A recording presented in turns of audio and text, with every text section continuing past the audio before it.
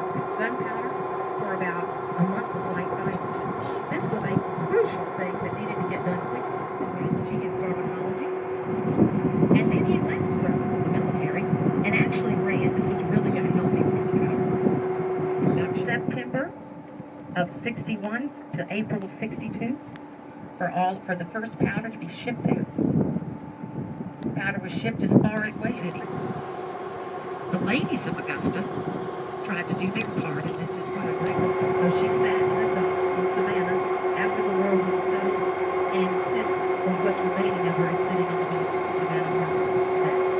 But the ladies, actually, it would not even be where we are. It was over, we believe, to the left.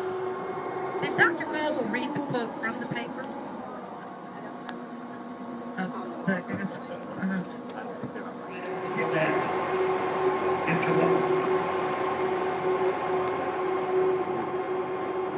Thank you very much. Thank you, and thank you for all your good questions. I don't know when I enjoyed anything anymore.